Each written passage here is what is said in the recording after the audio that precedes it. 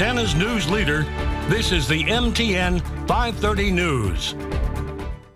Tonight on Q2, it's time for a Friday night flick. If you haven't been out here in a while, you ought to come and try it. We have cleaned it up. A popular Billings attraction is back in the big screen business.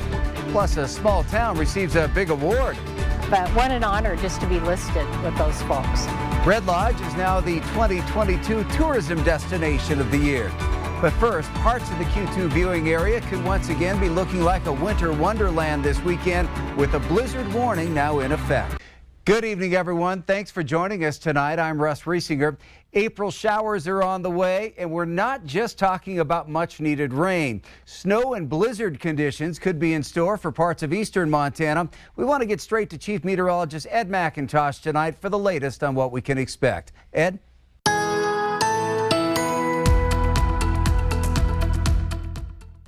Here's a look out towards Bozeman Pass, and this is actually looking better than it did just a short time ago with visibility a little better, but you'll notice the snow isn't sticking to the roadway quite yet, and we're seeing quite a bit of that. Same thing around Red Lodge. We grabbed this video a couple of minutes ago. You can see the snow starting to stick in the grass, but wet roadways, at least for now. We will start to see some colder air start to push in, but the rain has been a little heavier here around Laurel up towards Billings. We've seen that really start to build in even since around earlier this afternoon. Notice the eastern plains a little bit quieter, but that's the area that will really start to fill in. With the Stockman Bank weather cam, wet roads around town. Use some care this afternoon and this evening. We'll talk more about the weekend forecast coming up in a few minutes.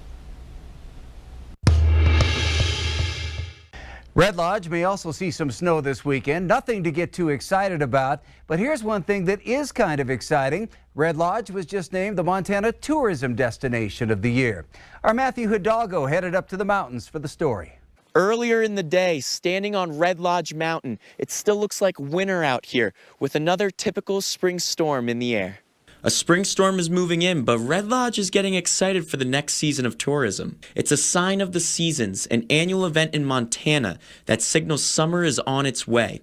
This week, Montana Department of Transportation crews began plowing the Beartooth Highway, even though another winter storm is moving in.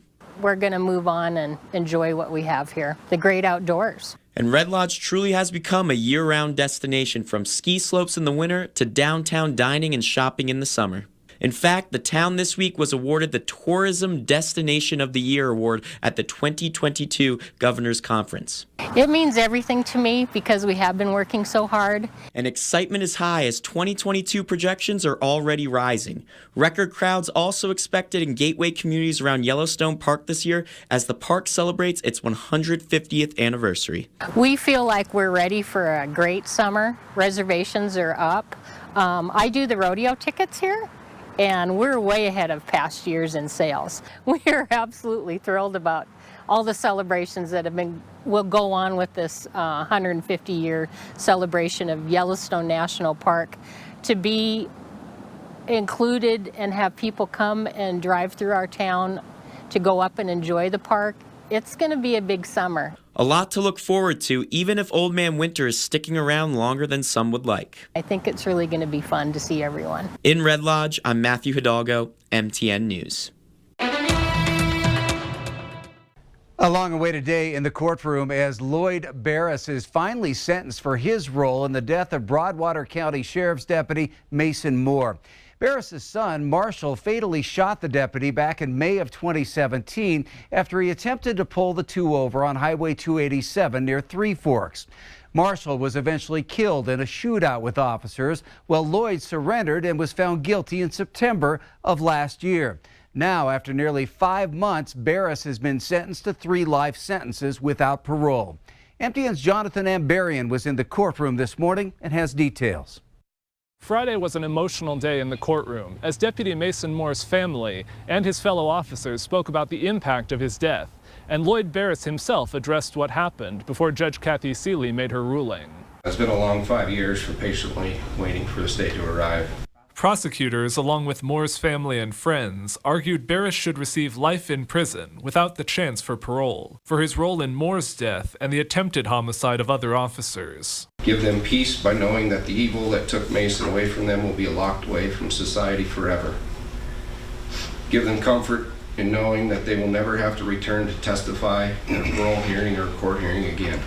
Broadwater County Attorney Corey Swanson, who is on a leave of absence to serve a National Guard deployment, pointed to an incident years ago when Barris was involved in another standoff with law enforcement. I don't ever want another family, another agency to ask, how did this man get out of prison?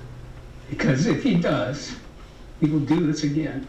Mason Moore's brother expressed anger toward Barris. Finally, Moore's wife Jody spoke about the effect his loss has had. The physical, mental, and emotional toll this has taken on us is immeasurable. None of this is okay. There's no excuse, no reason, no explanation, none. She also read a letter that her husband had left for her in case of his death. I love you now and always. Your loving husband. This is the man that you took from us. You robbed me of being able to spend the rest of my life with him. Barris himself addressed the court Friday, expressing regret, but not an explanation for his actions. I'm truly sorry for the loss of, for the Moore family's loss.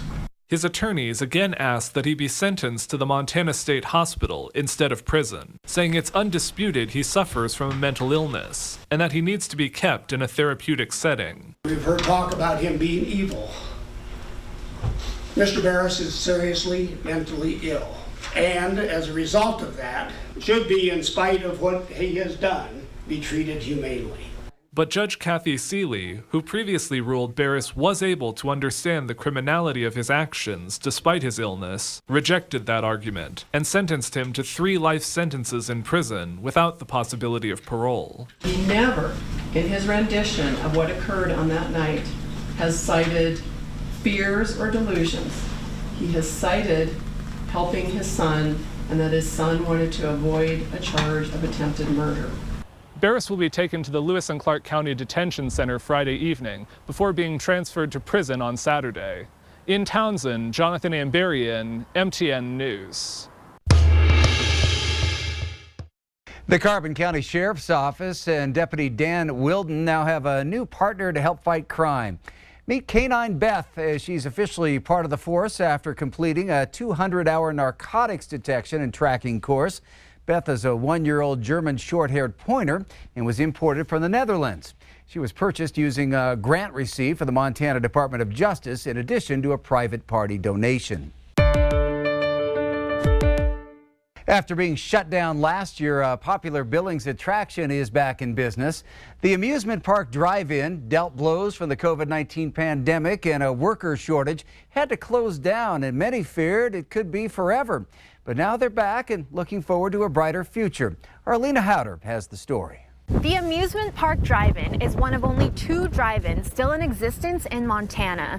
Many were worried that the drive-in was set to close after a couple months hiatus, but that's not the case. For many, this scene looks like a flashback from the past, a throwback to another era. When we first built it, it was pretty much old people bringing grandkids out because they were the only ones that knew what a drive-in was. But for Riley Cook, we really like it. It's a lot of fun out here. This is his way of life. He built the drive-in from the ground up, and his family has been showing movies on this big screen for the past 17 years. We see the families, hey, I was here when I was young, new young families now, and that's really fun for us. But that 17-year-long run almost came to an end during the pandemic. We had trouble just getting open because they kept making rules so you couldn't have a drive-in. And COVID-19 brought a halt to not only the drive-in, but to Hollywood. We were showing old movies. Hollywood didn't release anything new, so we were showing Grease. Last year, the theater finally opened, but then another setback, worker shortages. We had to close early because of management problems. Riley hopes this new season will mark a new beginning, and he hopes the crowds will return. We're going to go so far this year to get people to come again, to try to do free Wednesday nights starting in May. So every Wednesday night will be free. Riley says the drive-in isn't a moneymaker, but it's about the experience, a nod to the past, combining the old with the new. It's a really